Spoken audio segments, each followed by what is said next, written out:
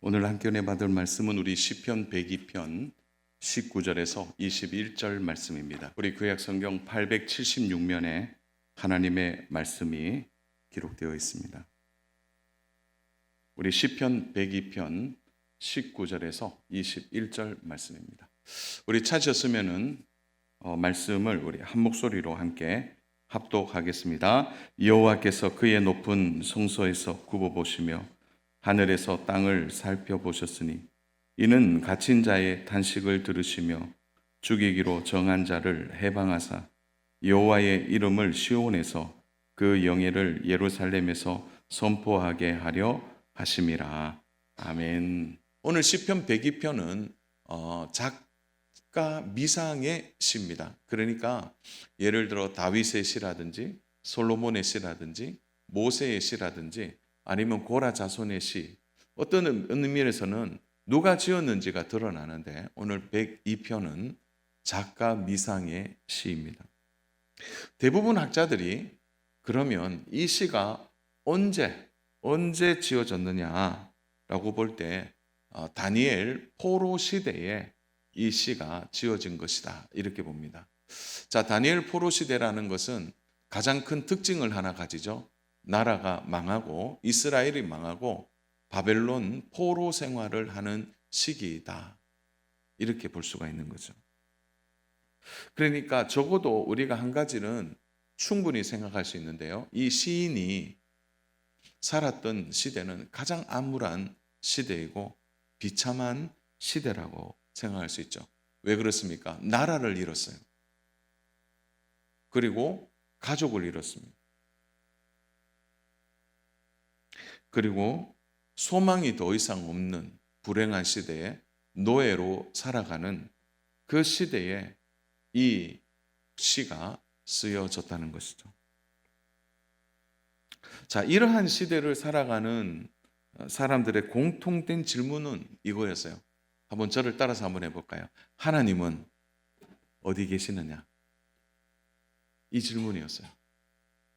바벨론 포로 생활에 있어서 이스라엘 백성들이 가장 많은 고백 중에 하나가 이거예요. 하나님은 어디 계시느냐? 하나님은 어디에 계시느냐? 그래서 그 시인의 마음을 잘 표현하고 있는 구절이 있는데요. 우리 2절 말씀이 그 표현이 나옵니다. 우리 2절 같이 한번 읽겠습니다. 시작. 나의 괴로운 날에 주의 얼굴을 내게서 숨기지 마소서. 주의 귀를 내게 기울이사 내가 부르짖는 날에 속히 내게 응답하소서. 그 시인은 이제 두 가지의 사실 앞에 절망하고 있는 거죠. 첫 번째로는 주님의 얼굴이 보이지 않는다는 거예요. 그러니까 주님의 얼굴을 내게서 숨기지 마소서. 이 말은 뭡니까? 하도 숨기시니까 얼굴을 볼 수 없다는 거죠. 얼굴을. 거기에 절망이 있는 겁니다. 또 하나는 무엇입니까? 내게 응답하소서. 이 말은 뭐냐면 아무리 부르짖어도 응답이 없다는 겁니다. 그래서 지금 시인의 상태가 어떤지를 바로 3절에서 그대로 표현하고 있습니다. 3절 같이 한번 읽어보겠습니다. 내 날이 연기같이 소멸하며 내 뼈가 쑥같이 탔음이니라. 자, 이 말은 뭡니까? 그냥 마음이 타 들어간 거죠. 숯이 됐어요. 숯덩이가 됐다는 겁니다. 내 존재가 연기와 같다. 이 말은 뭐죠? 존재의 가치가 없는.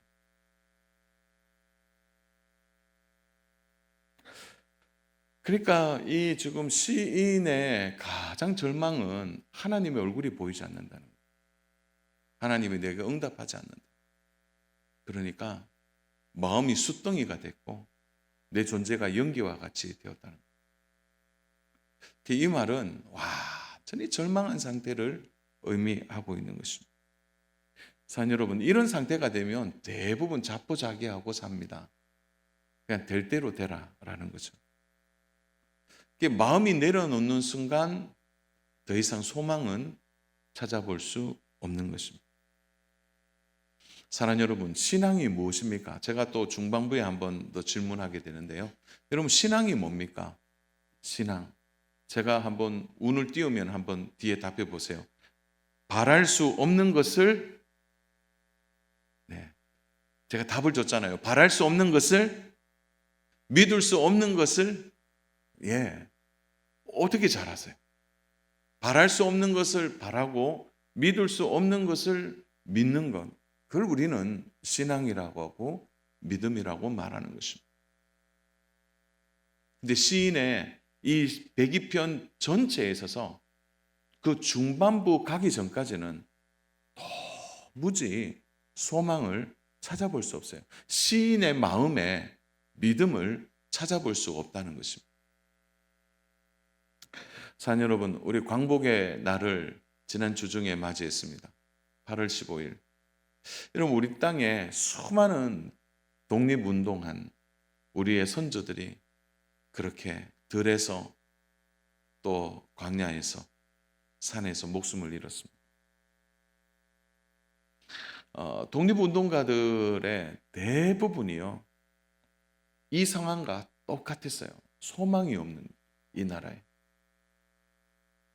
왜 그렇죠? 일제가 너무 강성했기 때문에 그렇습니다.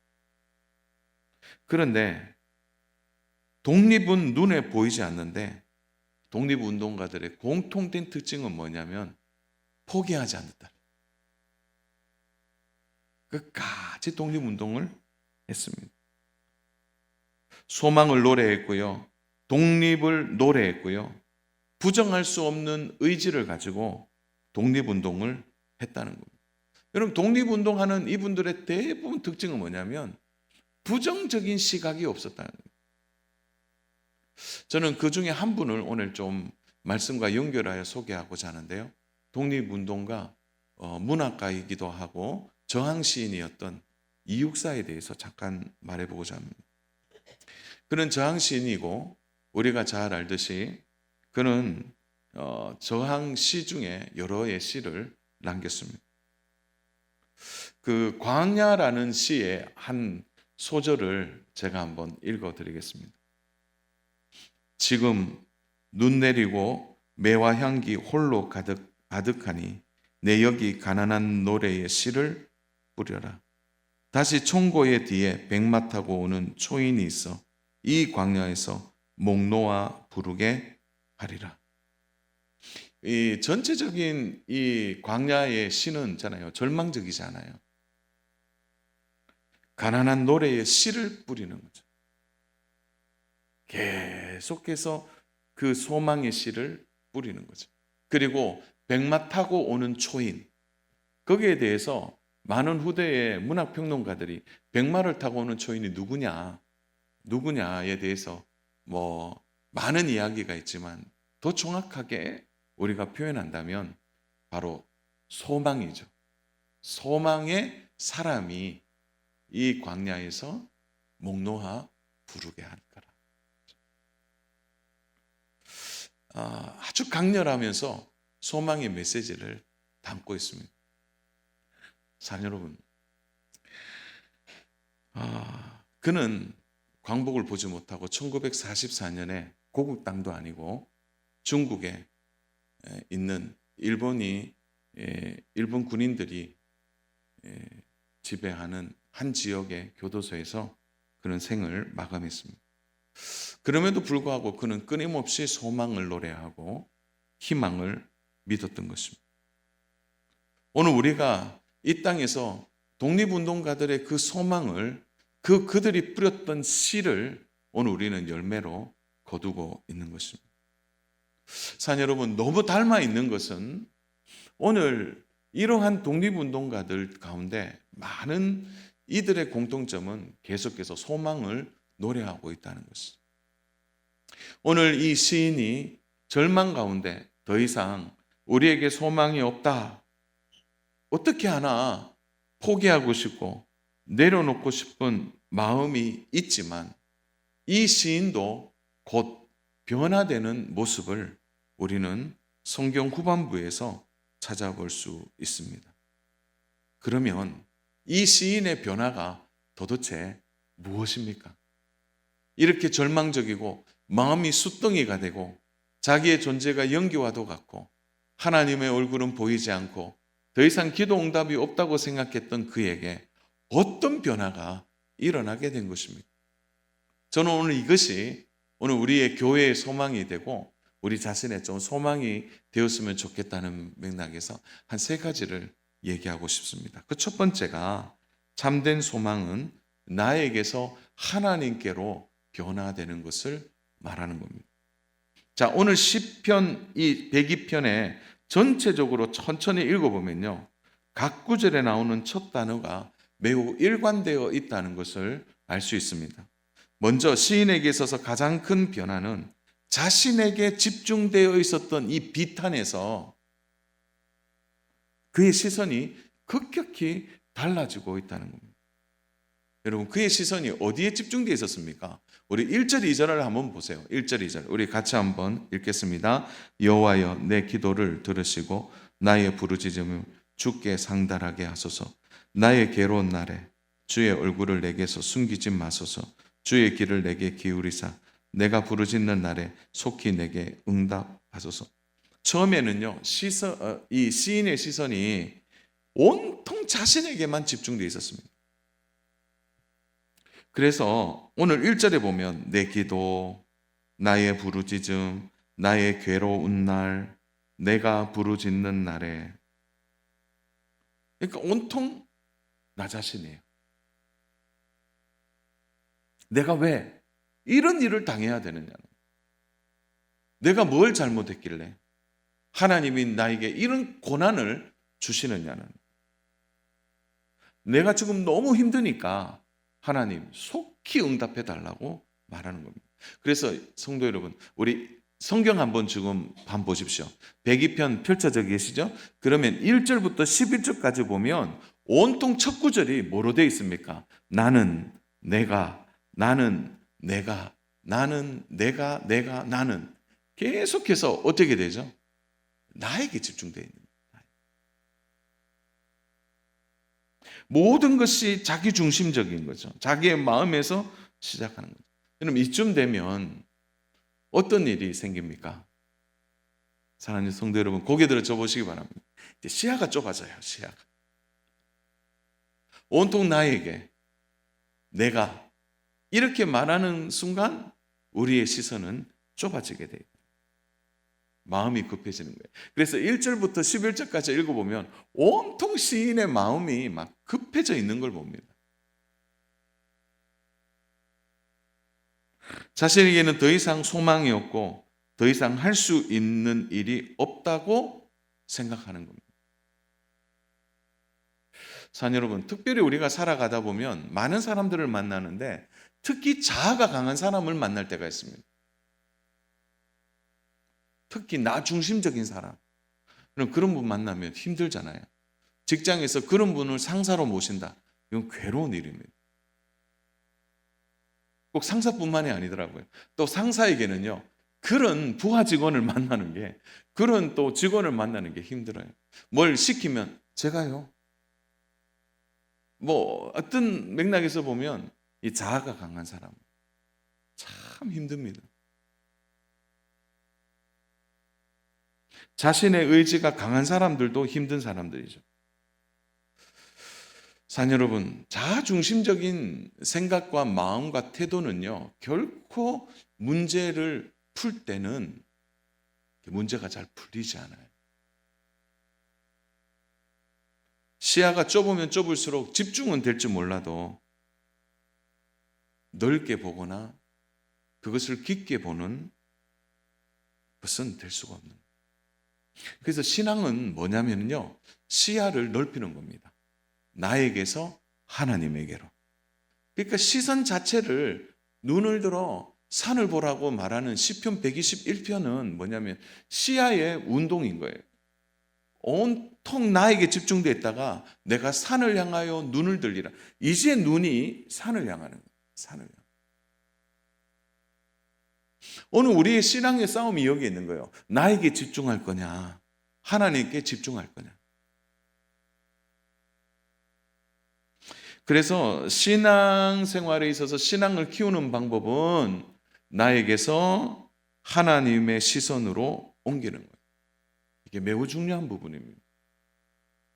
우리의 신앙의 변화는 언제 경험하게 됩니까? 나 중심에서 하나님의 중심으로 바뀔 때 신앙은 변화되는 겁니다.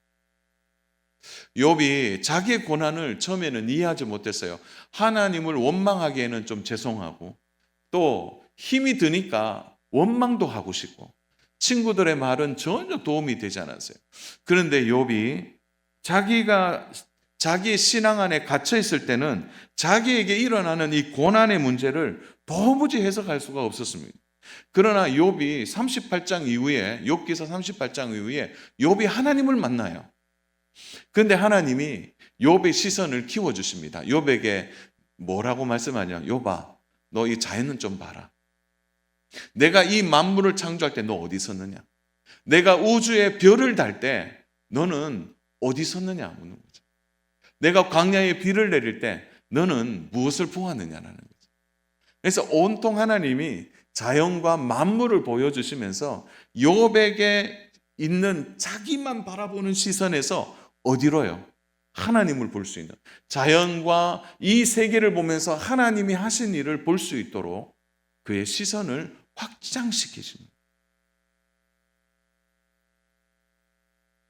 우주와 만물을 창조하신 하나님을 욥이 경험하자 하나님의 질문 앞에 그가 답을 하게 되고, 더욱이 욥이 자식에게 일어난 이 고난을 제대로 해석할 수 있게 됩니다.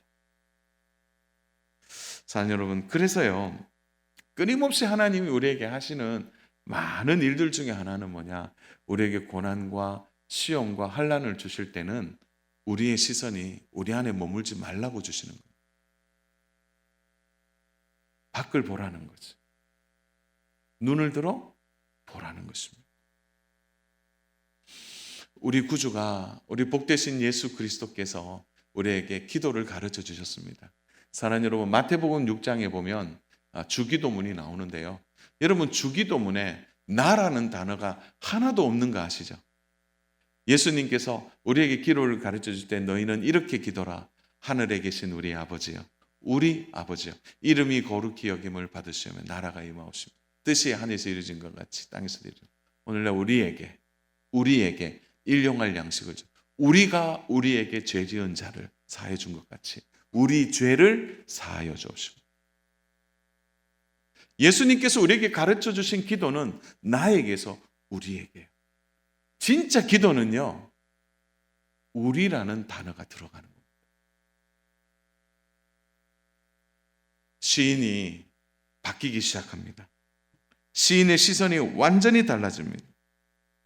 그가 자기에게서 일어나 하나님을 바라볼 때 자기에게 변화가 일어났다는 것을 알게 됩니다. 그 중심이 12절에 나와 있는데요. 우리 12절 같이 한번 읽어보겠습니다.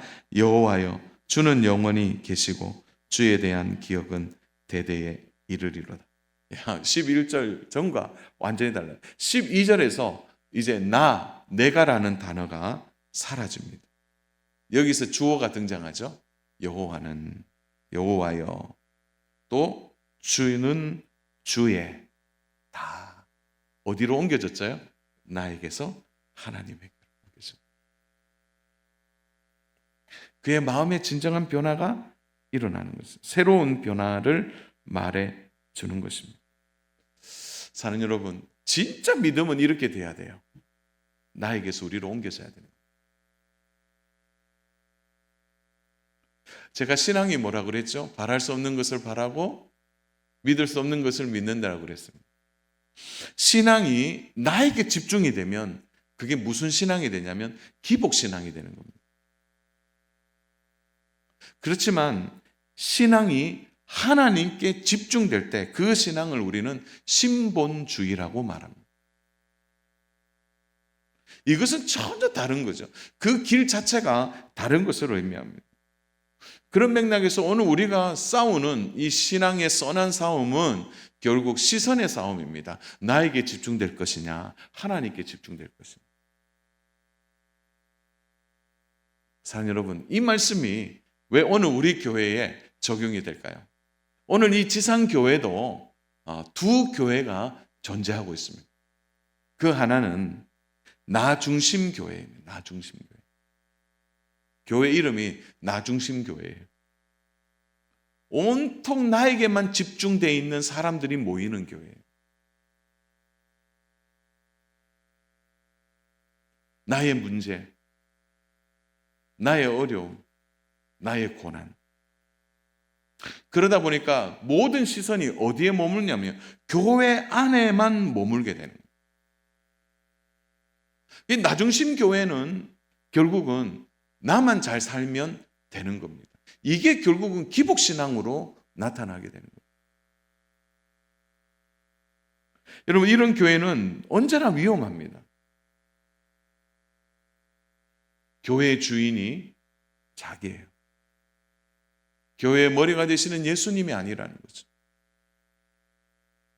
이들의 모든 시선은 자기에게 집중되어 있는 거예요. 사람에게 집중되어 있는 것입니다. 물론 교회는 오는 영혼, 사람을 귀히 여겨야 합니다. 그러나 본질적으로 교회의 머리 되시는 분은 우리 예수님이세요. 교회는 예수님 중심으로 각 지체가 연결되어 살아가야 되는 거예요.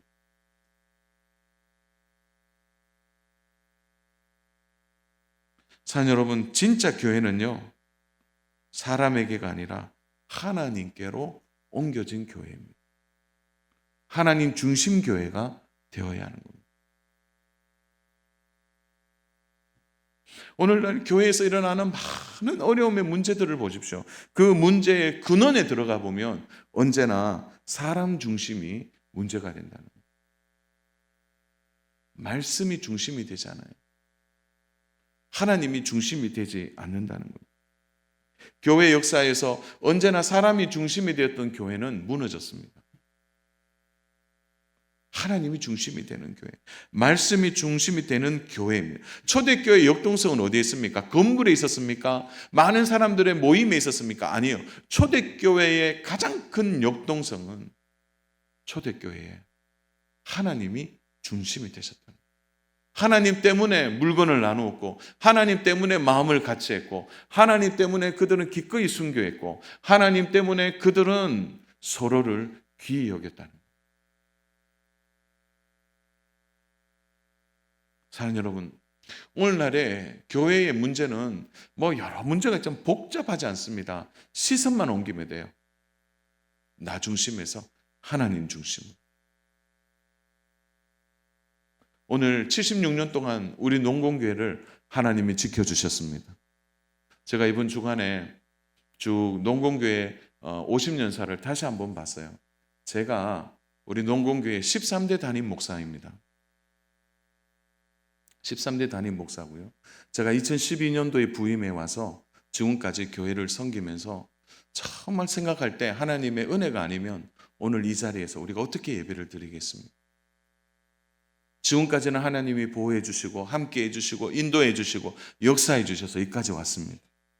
이제는 우리 교회가 눈을 들어 세상을 향하여 하나님이 원하시는 교회로 다시 변화되는 중요한 시기에 우리 교회가 와 있습니다.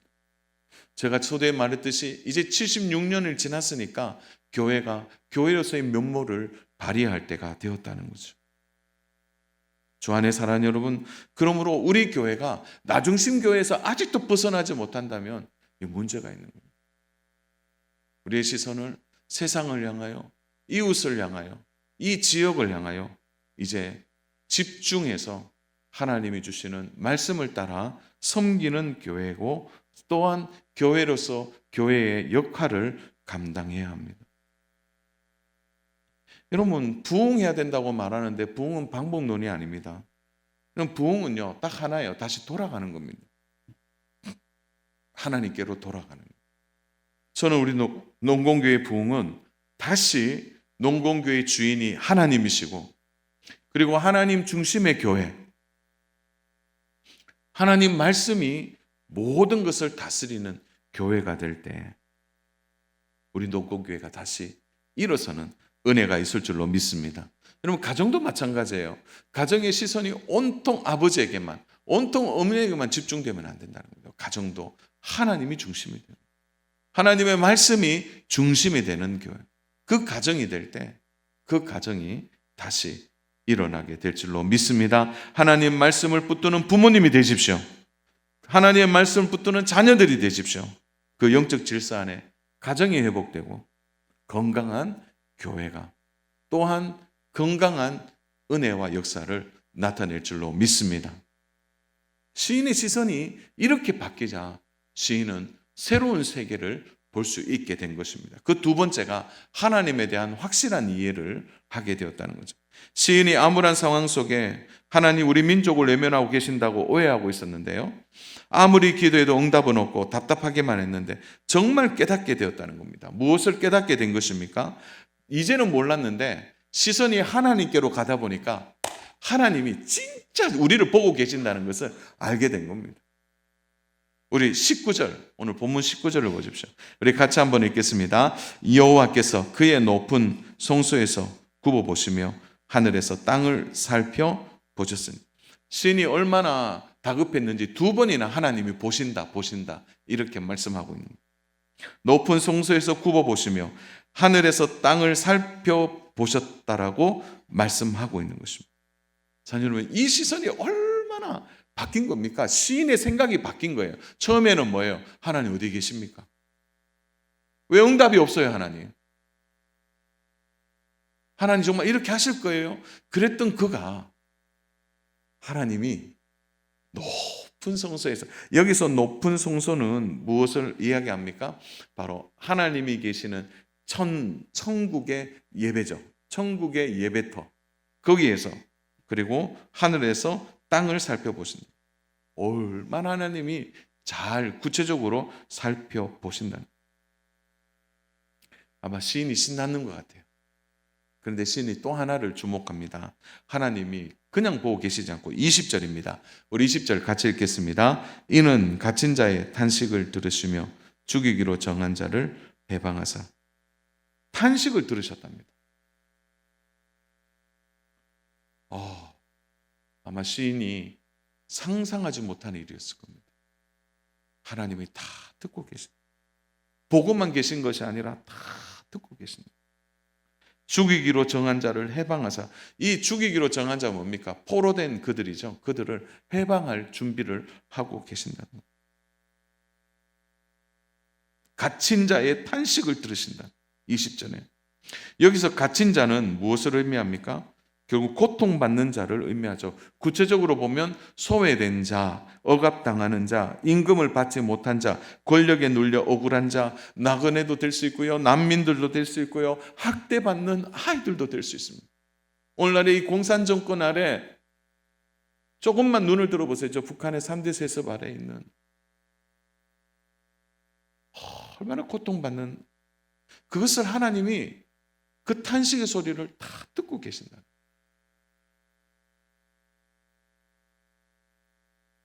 사랑 여러분, 하나님은 단순히 시인에게만 이렇게 말씀한 것이 아닙니다. 이미 모세 시대 때부터 하나님은 갇힌 자에 대해서 말씀을 주셨습니다. 출애굽기 22장 21절부터 23절인데요. 우리 이 부분은 같이 한번 읽어보면 좋겠습니다. 21절입니다. 너는 이방 나그네를 압제하지 말며 그들을 학대하지 말라. 너희도 애굽 땅에서 나그네였습니다. 너는 과부나 고아를 해롭게 하지 말라. 내가 만일 그들을 해롭게 함으로 그들이 내게 부르짖으면 내가 반드시 그 부르짖음을 드리라. 하나님은 확실히 들으시는 분이라는 거예요. 갇힌 자에 대하여 그들을 외면하지 않고 그들을 들으신다는 것입니다. 사녀는 오늘 교회는 이런 믿음이 있어야 됩니다. 하나님은 우리의 탄식과 우리의 부르짖음을 듣고 계신다. 믿으십니까? 특별히 교회 안에서 부르짖는 성도들의 탄식과 부르짖음은 하나님 놓치지 않으십니다. 오늘날의 불의한 세상 속에 불의를 저지르는 많은 권력자들, 악한 자들이 성행하고 때로는 교회가 그 기능을 제대로 못한다고 느껴질 때가 있습니다. 그러나 사랑하는 여러분, 하나님은 그런 악한 자들을 가만히 두는 것처럼 생각해서는 안 됩니다. 오늘날의 그 일들은 여전히 하나님의 심판의 손 아래에 있다는 거죠.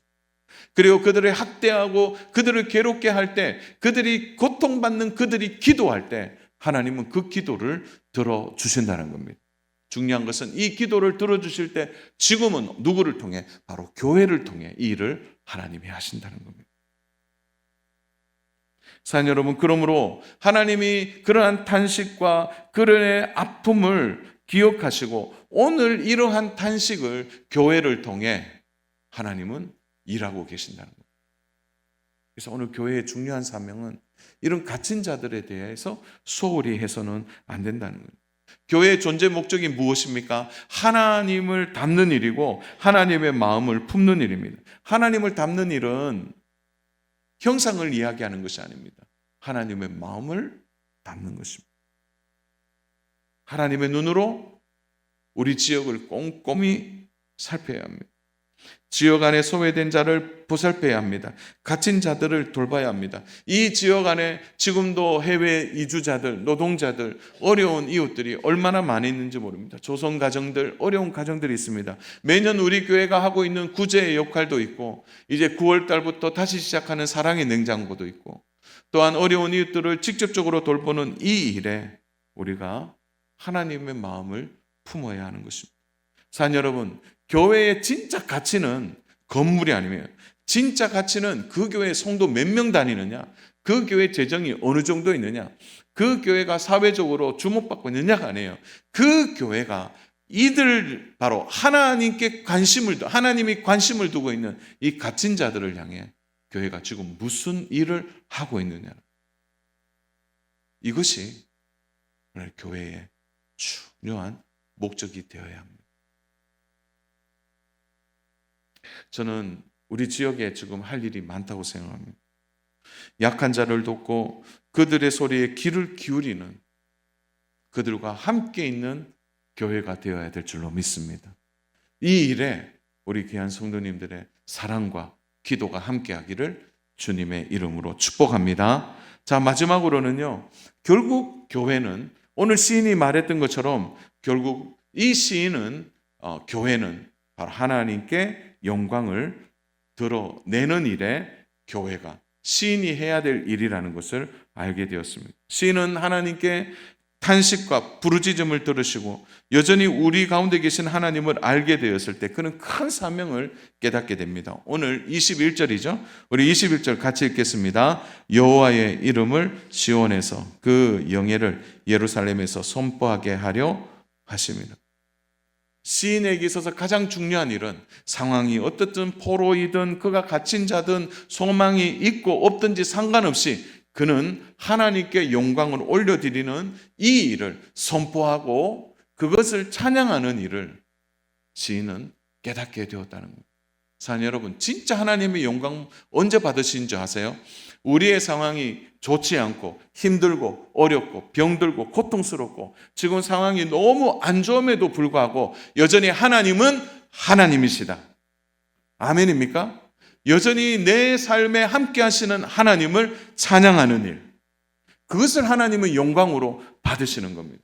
물론 승진하고 합격하고 좋은 집에 이사가고 더 넓은 평수로 가고 그동안 안 이루어졌던 소원이 이루어지는 것도 하나님 영광 받으시지만 그것과 비교할 수 없는 영광을 하나님은 오늘 우리가 있는 자리에서 그 영광을 받으시기를 원하는 겁니다. 그래서 진짜 영광은요, 실패하는 자리에서도 하나님은 여전히 하나님이시다 선포하는 거예요. 어렵고 악행과 불의가 가득한 세상이지만 여전히 하나님은 이 땅을 다스리신다. 이것을 믿는 믿음에서 하나님을 높이는 일입니다. 시인이 이것을 알게 되자 그는 바로 그 영광을 시온에서 예루살렘에서 선포하고 있는 겁니다. 자기가 아직 가보지 않는 예루살렘을 그는 믿고 선포하고 있는 것입니다. 하나님은 하나님의 자녀들이 하나님의 영광을 선포하기를 원하십니다. 사랑하는 여러분, 여러분의 가정에서 하나님의 영광을 선포하십시오. 여러분의 일터에서 하나님의 영광을 선포하십시오. 하나님 그것을 기뻐하시는 겁니다. 오늘날의 교회의 존재 목적은 하나님의 영광을 드러내는 데 있습니다. 교회 안에서 성도들끼리 잘 먹고 잘 지내는 것이 아니에요. 그런 맥락에서 선교하는 일, 전도하는 일은 너무나 중요합니다. 우리가 직업을 가지는 것도 또 우리가 하나님께 영광을 돌리기 위하여 직업을 가지고 또 사람들을 사랑하고 섬기는 이 모든 일이 하나님의 영광의 일이 되어야 합니다. 오늘날의 교회의 영광은 건물과 사람에게 있지 않습니다. 오늘 세상 속에서 드러내는 구별된 우리의 참된 모습을 통해 하나님의 영광이 나타나야 될 줄로 믿습니다. 사랑하는 여러분, 말씀을 정리합니다. 오늘 우리의 신앙을 다시 한번 돌아보십시오. 철저하게 자기에게서 하나님으로 옮기십시오. 하나님의 영광을 위하여 하나님 중심의 신앙을 가져야 합니다. 좁은 시선과 마음이 문제를 풀 수가 없습니다. 사랑하는 여러분, 내 교회가 아니라 우리 교회가 되어야 합니다. 나 중심 교회가 아니라 하나님 중심의 교회가 되어야 합니다. 하나님에 대하여 확신하십시오. 하나님은 지금도 갇힌 자들의 기도를 들으시고 지금도 교회를 통하여 일하고 계십니다. 그 능력의 하나님을 여러분 영광스럽게 선포하시고 오늘도 내일도 우리가 있는 자리에서 좋든 좋지 않든 힘들든 힘들지 않든 하나님 되심을 찬양하고 영광을 드러내는 저와 믿음의 성도님 되시기를 주님의 이름으로 축복합니다.